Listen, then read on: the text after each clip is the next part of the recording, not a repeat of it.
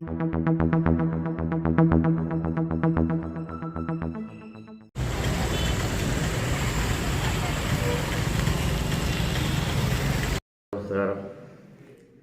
గంగవరం మండలంలో గత మాండీస్ తుఫాన్లు వచ్చినప్పుడు అన్ని శాఖల యొక్క సహకారంతో మరి ఎప్పటికప్పుడు జిల్లా కలెక్టర్ వారి ఆదేశములతో మరియు జేసీ గారు అలాగే పలమనేరు రెవెన్యూ డివిజన్ అధికారి వారి ఆదేశములతో ఎప్పటికప్పుడు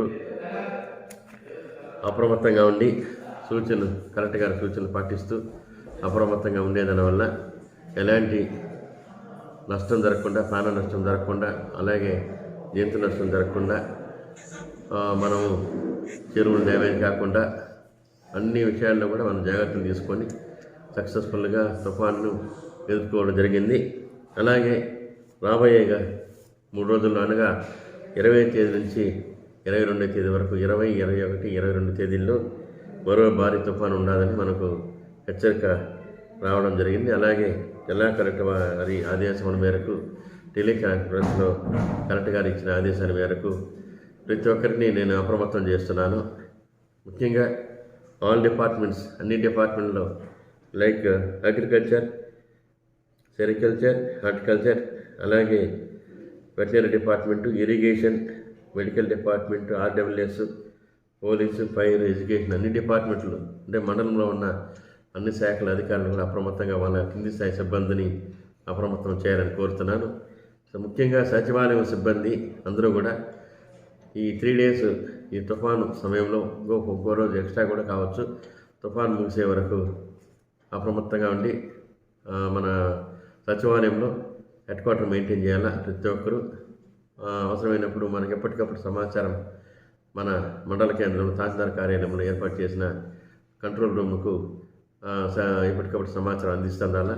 ముఖ్యంగా రైతులకు ముఖ్య సూచన చేస్తున్నాను.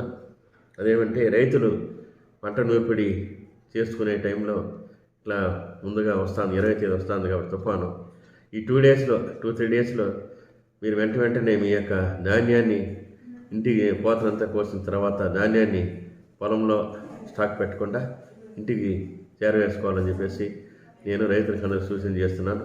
ఎక్కడైనా పంటలు దెబ్బతిని ఉంటే వెంటనే మాకు సమాచారం మాకు అందజేయాలి. ఎప్పటికప్పుడు సచివాలయంలో ఉండే సిబ్బందికి, ఆర్బీకే సిబ్బంది ఉంటారు, వాళ్ళ ద్వారా మాకు సమాచారం రావాలి.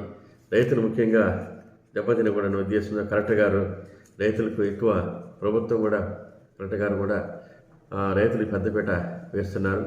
రైతులు అందరూ నష్టపోకూడదనే ఉద్దేశంతో వాళ్ళకి ఎలాంటి ఇబ్బంది కలగకుండా చూసుకోవాలని చెప్పేసి జిల్లా కలెక్టర్ వారు ఆదేశించడం జరిగింది. కాబట్టి రైతులందరూ కూడా అప్రమత్తంగా ఉండి మీ పొలాల్లో ఉండే ధాన్యాన్ని వెంటనే ఇంటి దగ్గరికి చేసుకొని సేఫ్ సైడ్ చేసుకోవాలని కోరుతున్నాను. తర్వాత వచ్చి మీకైనా ఒకవేళ పంటలు ధాన్యం కానీ ఏదన్నా కానీ మీకు చేలల్లో నిలిచిపోతే అక్కడ తార్పాలు పట్ట వేసుకొని పంటలన్నీ కూడా సేఫ్గా తడవకుండా పెట్టుకోవాలని చెప్పేసి కోరుతున్నాను. తర్వాత వెటనరీ డిపార్ట్మెంట్ కూడా ఈ 3 రోజులు రాబోయే తుఫాను కాలంలో పశువులను మేత పంపకుండా ఇంటి దగ్గరే మేత వేసి వాటికి సంరక్షణ కల్పించాలి. బయట పిడుగులు పడే ప్రమాదం ఉంది కాబట్టి బయటకు పంపకుండా జాగ్రత్తలు తీసుకోవాలని వెటనరీ డిపార్ట్మెంట్ వాళ్ళని కోరుతున్నాను. అలాగే మెడికల్ డిపార్ట్మెంట్ కూడా ఈ సీజనల్ డిసీజెస్ వస్తాయి కాబట్టి ప్రతి ఒక్కరు మెడికల్ క్యాంప్ నిర్వహించి ప్రజలకు కూడా ఎలాంటి ఇబ్బంది రాకుండా జీరో ప్రాణ నష్టం అంటే ఇటు ఎవరికి కానీ ప్రాణ నష్టం జరగకుండా ప్రజలను కాపాడాలని చెప్పేసి మెడికల్ డిపార్ట్మెంట్ వాళ్ళని కోరుతున్నాను. తర్వాత పంచాయతీరాజ్ డిపార్ట్మెంట్ వాళ్ళు కూడా ఈ డ్రింకింగ్ వాటర్ సప్లై చేసేటప్పుడు ఈ పైపులు డ్యామేజ్ అయినప్పుడు ఎక్కడ మురికి నీరు దాంట్లో కలిసిపోయి అది ఓవర్ హెడ్ ట్యాంక్ వెళ్ళిపోయి అక్కడ ఆ నీరు తాగితే జబ్బులు పడే అవకాశం ఉంది కాబట్టి ఎక్కడ కానీ పైపులు డ్యామేజ్ లేకుండా చూసుకోవాలా. ఆర్డబ్ల్యూఎస్ డిపార్ట్మెంట్ కూడా స్వచ్ఛమైన నీటిని ప్రజలకు అందజేయాలని చెప్పేసి కోరుతున్నాను. ప్రజలందరూ కూడా నీరు ఈ తుఫాన్ టైంలో కానీ డ్రింకింగ్ వాటర్ కాసి వడబోసుకొని తాగాలి. కాంచిన వాటర్ అంటే బాయిల్ వాటర్ని తాగాలి.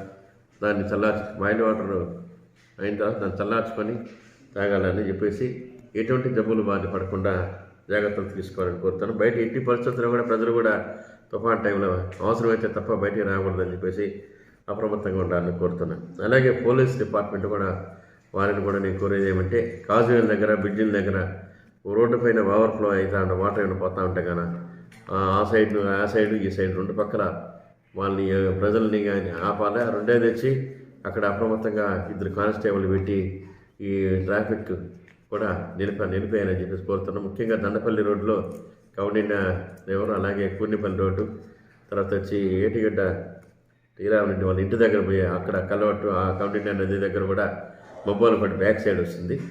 అక్కడ కూడా నాకు అక్కడ రోడ్డు అయితే పెద్ద రంధ్రం పడి అక్కడ డ్యామేజ్ అయ్యాడు రోడ్డు. కాబట్టి ఆ రోడ్లో మబ్బువాలపేట బ్యాక్ సైడ్ ఉండే రోడ్లు కూడా అక్కడ ప్రజలు వాహన రాకపోకలు నిలిపేయాలని చెప్పేసి కోరుతున్నాను. అలాగే ఫైర్ డిపార్ట్మెంట్ వాళ్ళు కూడా మీ యొక్క ఎక్విప్మెంట్ అంతా కూడా సిద్ధం చేసుకొని 20 తేదీ నుంచి 22 వరకు రాబోయే తుఫానుకు ఎదుర్కోవడానికి మీరు సిద్ధంగా ఉండాలని కోరుతున్నాను. తర్వాత ఫైనల్గా ఎడ్యుకేషన్ డిపార్ట్మెంట్ మన ఎంఈఓ గారిని కోరేది ఏమంటే, అలాగే విద్యాశాఖ హెచ్ఎంస్ అందరినీ కోరుతున్నాను ఏమంటే, వర్షాల టైంలో అంటే శిథిలావస్థలో ఉన్న బిల్డింగులలో పిల్లల్ని కూర్చొని పెట్టి అక్కడ క్లాసులు నడపకూడదు. అట్లేమంటే మంచి పక్కనైనా పక్కా బిల్డింగ్ ఉంటే అక్కడికి మార్చుకోండి. మనకు మన్నార్ నాయనపల్లిలో ఎలిమెంటరీ స్కూల్ సరిగా వెహికల్ షెడ్ దాంట్లో సరిగా లేదు. అది కొద్దిగా డ్యామేజ్ అయితే ఉంది. కిందంతా కూడా తేమ కొంచెం ఫ్లోరింగ్ అయితే తెలిసిపోతుంది. కాబట్టి మన్నార్ నాయనపల్లి ఉండే పిల్లల్ని కూడా పక్కన టెంపుల్లోకి మార్చాలని చెప్పేసి ఎడ్యుకేషన్ డిపార్ట్మెంట్ అని కోరుతున్నాను. కాబట్టి అన్ని డిపార్ట్మెంట్ సహకారంతో మనం ముందు ఏ విధంగా అయితే మనం మాండ్యూస్ తుఫాన్ని ఎదుర్కొని మనం అప్రమత్తంగా ఉండి మా మనుషులకు కానీ జంతువులకు కానీ అలాంటి ప్రాణ నష్టం జరగకుండా మనం ఎదుర్కోగలిగినాము. అదేవిధంగా ఈ రాబోయే తుఫాను కూడా దీన్ని కూడా మనం కలెక్టర్ గారి ఆదేశాలతో ఎప్పటికప్పుడు కలెక్టర్ గారు ఇచ్చిన ఇన్స్ట్రక్షన్స్ గైడ్లైన్స్ ప్రకారం మనము అన్నీ మనం కూడా పనిచేసి ఈ తుఫాను కూడా మనం ఎదుర్కొని జీరో నష్టం అంటే ప్రాణ నష్టం కానీ జంతు నష్టం కానీ కలగకుండా ఎవరికి ఎటువంటి ఇబ్బంది లేకుండా సక్సెస్ఫుల్గా మనం ఈ తుఫాను కూడా ఎదుర్కోవాలని చెప్పేసి అందరూ అప్రమత్తంగా ఉండాలని నేను అందరినీ కోరుతున్నాను. అందరి సహకారంతో మనం ఈ తుఫాను కూడా జయించాలని చెప్పేసి అందరూ సహకరించవలసిందిగా అన్ని డిపార్ట్మెంట్లు కోరుతున్నాను. Thank you very much.